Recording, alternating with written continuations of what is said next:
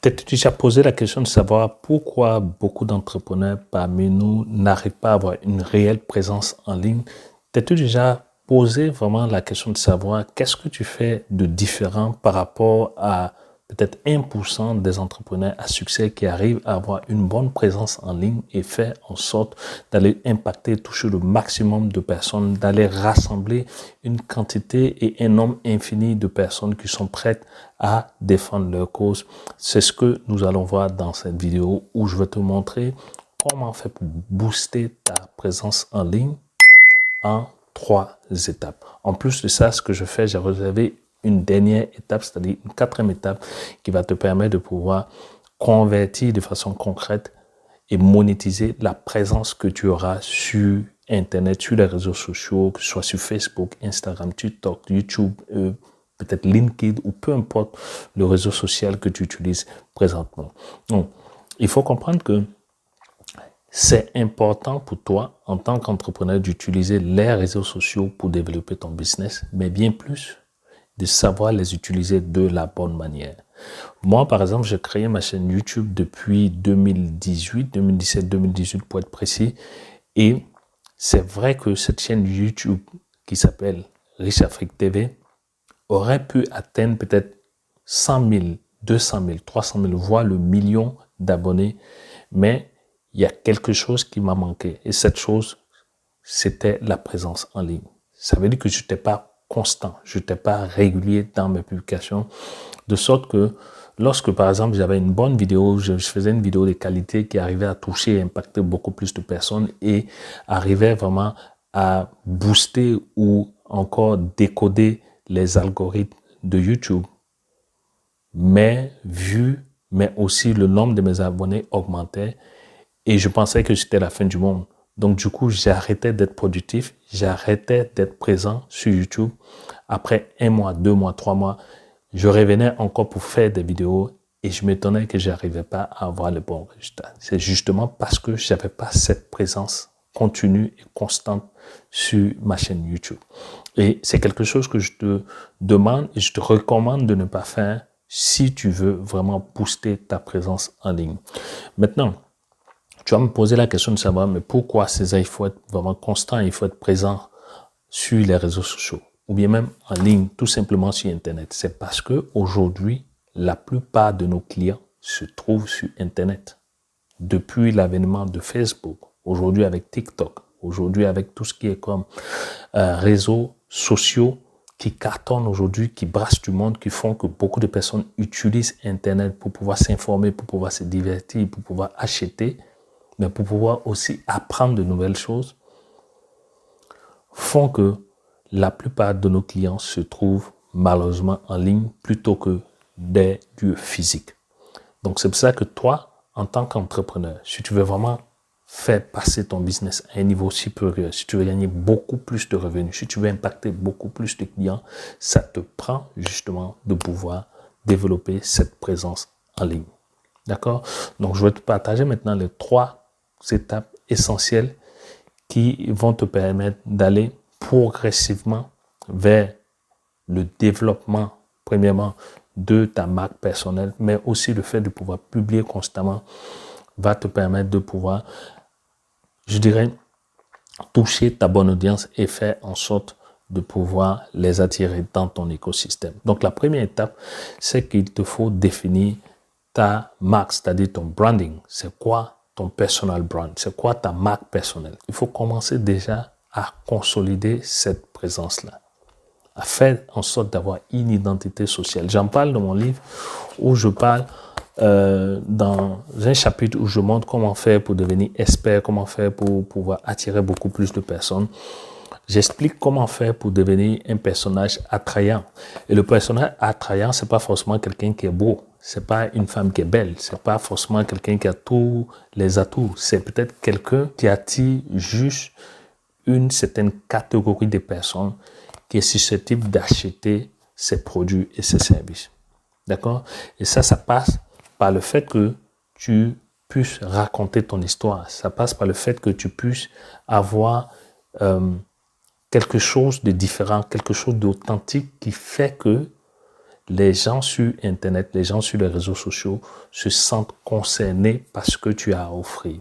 Ça peut être ton histoire, ça peut être par exemple ton vécu, ça peut être ton expérience professionnelle, ça peut être ta passion, ça peut être ton talent, ça peut être peut-être un intérêt commun que tu partages avec ton audience cible. Et lorsque tu commences à bâtir cette image-là, cette identité sociale, ça va te permettre de pouvoir créer la confiance dans le cœur et dans l'esprit de ta clientèle cible. Ça veut dire que les gens vont commencer à avoir confiance en toi. Ils vont pouvoir associer ton image, mais aussi ton nom, à quelque chose de sérieux, à quelque chose qui a une bonne notoriété, qui a une bonne réputation. Et une fois que tes clients ont ce sentiment-là, ça va créer de la confiance et tout ce que tu vas vendre comme produit ou service, ils vont acheter parce qu'ils te font confiance, parce qu'ils savent que tu peux les aider, parce qu'ils savent que vous avez les mêmes intérêts, vous avez les mêmes visions. D'accord? Et le personal branding, aujourd'hui, si tu as remarqué sur les réseaux sociaux, c'est quelque chose qui est très important. Tous les influenceurs, tous les youtubeurs, toutes les personnes qui font du buzz sur les réseaux sociaux, c'est pas par hasard. C'est parce que ils veulent chercher à développer leur personal branding.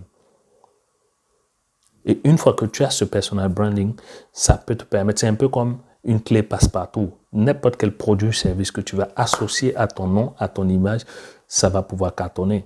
Parce qu'aujourd'hui, justement, l'audience, notre communauté, cette génération se reconnaît non pas au nom d'une grande entreprise, d'une grosse marque, mais plutôt à des individus comme toi et moi, qui ont une certaine image de marque, qui ont un nom, qui a une réputation quelque part. Donc, ça, c'est la première chose à faire. Ça veut dire que, concrètement, il faut soigner ton image de marque. Deuxièmement, il faut aussi avoir un message très clair. J'en parle dans mon livre, je parle de comment faire pour pouvoir clarifier ton message, comment faire pour pouvoir trouver ton identité.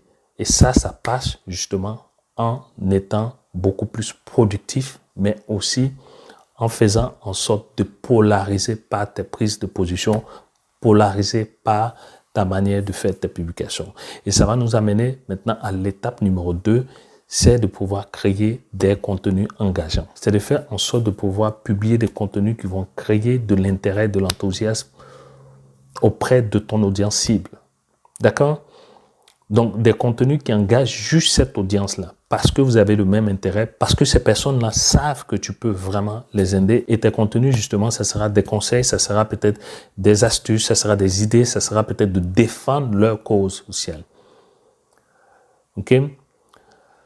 Le fait de pouvoir avoir une cause ou bien une vision future, une cause sociale, je veux dire, par exemple, défendre la cause des femmes maltraitées, ou bien des femmes battues, ou bien défendre la cause des entrepreneurs africains, ou bien défendre la cause des orphelins, ou bien défendre, en fait, toute cause sociale qui va permettre à ton audience cible de se reconnaître dans cette cause sociale et les pousser à s'engager avec toi à la réalisation de cette cause sociale. Et ça passe par tes contenus. Il faut, en fait, faire en sorte de publier régulièrement, constamment. Par contre, il faut privilégier la qualité de tes publications plutôt que la quantité. On voit tant de personnes qui publient tout et n'importe quoi sur les réseaux sociaux juste pour le fait de publier. Juste pour le fait d'avoir une présence, mais qui n'est pas une présence utile sur les réseaux sociaux. Donc, créer des contenus engageants, ça te prend de réfléchir avant. Ça te prend de te préparer, de savoir exactement le parcours de ta clientèle cible, de savoir exactement qu'est-ce qu'il leur faut pour pouvoir réussir. Quels sont les types de publications, quels sont les types de contenus que tu vas pouvoir mettre sur Internet, mettre sur les réseaux sociaux qui va les intéresser, qui va les influencer. Et bien plus, qui va permettre une interaction avec toi où les gens vont liker, ils vont te poser des questions, ils vont commenter, ils vont réagir. Et moi, je pense qu'il y a quelque chose qui m'a marqué récemment sur Internet. J'ai commencé à plus ou moins regarder, surtout sur YouTube, sur Facebook pour être précis. Il y a quelques entrepreneurs que j'ai commencé à suivre et bien plus, j'ai commencé à lire tous les commentaires qui sont faits en dessous de leur publication. Et je vois en fait, il y a le contenu. Mais en dehors du contenu, en dehors du copywriting, de la publication, je regarde par la suite les commentaires, qu'est-ce que les gens disent, comment les gens interagissent entre eux, en dessous de la publication. Et crois-moi, ce sont les interactions qui viennent comme décoder les algorithmes des réseaux sociaux, surtout sur Facebook. Ça peut être aussi sur TikTok, parce que ces plateformes-là privilégient l'interaction. Ils veulent que les personnes restent sur les plateformes. Donc, si tu fais une publication ou bien tu crées un contenu qui est engageant, qui permet aux autres d'interagir, tu vas voir que cette publication-là sera mise en avant, sera plutôt proposée, sera plutôt recommandée justement à ta clientèle cible, à ton audience cible. Parce qu'il y a un engagement, parce qu'il y a de l'interaction sur chacune de tes publications. OK? Donc, ça, c'est l'étape numéro 2. L'étape numéro 3, c'est de pouvoir s'investir dans les réseaux sociaux appropriés. C'est-à-dire, il ne faut pas te disperser, il ne faut pas publier tout et n'importe où. Il ne faut pas aller sur YouTube, Facebook, Instagram, TikTok et LinkedIn, et peu importe le réseau social à la fois. Non, tu n'as pas besoin de faire ça. Dans mon livre, je parle justement de pouvoir faire ton show, mais choisis où est-ce que tu vas faire ton show. Est-ce que tu vas faire ton show sur Facebook, sur YouTube, sur TikTok ou bien sur Instagram? C'est à toi de choisir, mais choisis un ou maximum 2 réseaux sociaux qui ont de l'intérêt pour toi et où tu sais que tes clients se trouvent, où tu sais que ton audience se trouve. Moi, par exemple, lorsque j'ai commencé à publier sur les réseaux sociaux, j'ai commencé sur YouTube. Parce que c'est sur YouTube que je me trouvais pour faire mes recherches lorsque je cherchais à être plus intelligent financièrement, lorsque je cherchais à créer, par exemple, des business en ligne, lorsque je cherchais à devenir bon en marketing digital. Donc, je suis allé sur YouTube et j'ai eu ce réflexe-là parce que je sais que ma clientèle cible, des gens qui vont rechercher les mêmes résultats ou bien chercher à obtenir les mêmes résultats que moi, vont aller sur YouTube. Et c'est une plateforme que j'utilise. Donc, commence par une plateforme que tu utilises déjà. Commence par exemple par Facebook. Si tu es tout le temps sur Facebook, si c'est ce que tu aimes faire, si tu es peut-être un adepte de Facebook, ou bien va sur Instagram si tu aimes poster des photos, ou bien si tu es beaucoup plus pour les vidéos, des divertissements, des coups de vidéo, va sur TikTok. D'accord? Si tu es beaucoup plus professionnel, va sur LinkedIn. Mais en fait, utilise le réseau social que tu utilises déjà pour pouvoir aller attirer ta clientèle cible. D'accord? Donc, il faut choisir les plateformes où ton audience cible est beaucoup plus active. Par ailleurs, tu ne peux pas dire que je vais rester sur YouTube alors que ton audience cible se trouve sur Facebook. Ça ne marche pas. D'accord? Tu ne peux pas avoir cette présence parce que chaque fois que tu vas faire des publications sur YouTube, il ne va pas avoir d'engagement, il ne va pas avoir d'interaction. Parce que justement, ton audience cible ne se trouve pas sur YouTube. J'espère que tu me comprends. Donc, cette dernière étape-là, elle est primordiale. C'est ça qui crée en fait la confiance en toi. C'est ce qui fait que tu seras constant. Parce que lorsque tu vas faire des publications, des contenus engageants, que tu vas voir que les gens réagissent, ça va te pousser encore à faire beaucoup plus de publications, beaucoup plus de contenus intéressants. D'accord? Maintenant, j'avais réservé une dernière étape pour toi. La 4e étape, c'est de pouvoir convertir cette audience-là. Ou bien faire en sorte de pouvoir bien monétiser ta présence en ligne.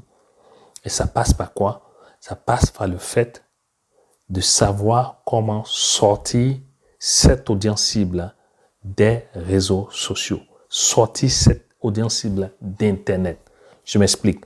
Par exemple, si tu as une grosse audience sur Facebook, et que tu veux vendre quelque chose, je te conseille de faire en sorte de créer une stratégie qui va sortir ces personnes de Facebook, de sorte à aller pouvoir toucher ces personnes-là, en dehors de Facebook, à travers un produit d'appel que tu vas leur donner sur Facebook, qui va leur permettre de venir sur ta propre plateforme, peut-être sur tes tunnels de vente, ou bien peut-être si tu organises des événements, peut-être que si tu vends dans un lieu physique, mais fais en sorte d'utiliser juste ces réseaux sociaux-là pour créer tes contenus engageants, pour les attirer, les convaincre de pouvoir te rejoindre dans ton espace à toi, c'est-à-dire sur ton site internet, ou bien dans tes locaux, ou bien dans ton magasin. C'est la seule manière de pouvoir monétiser ta présence en ligne. C'est la seule manière de pouvoir être récompensé de tout l'effort, de tout l'investissement que tu vas faire en termes de temps, en termes de ressources financières, en termes de fatigue, en termes de stress sur les réseaux sociaux. Donc, comment faire pour booster ta présence en ligne?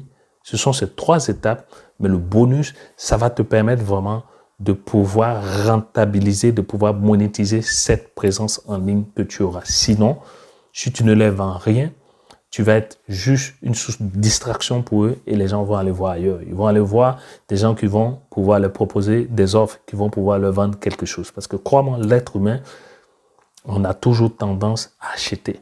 On a toujours tendance à dépenser. Et si tu ne fais pas dépenser ton audience cible sur les réseaux sociaux, ça ne te servira à rien d'avoir une telle présence. Même si tu es 100 heures sur les réseaux sociaux, ça ne va servir à rien du tout. Parce qu'en tant qu'entrepreneur, justement, avoir cette présence en ligne, ça devait pouvoir se concrétiser et se matérialiser dans tes comptes de banque. J'espère que cette vidéo t'a plu. Si oui, partage-la au maximum à tout ton entourage, à tout entrepreneur que tu puisses connaître. Et je te souhaite le meilleur pour ton business. À très bientôt dans une autre vidéo. Que Dieu te bénisse. Bye bye.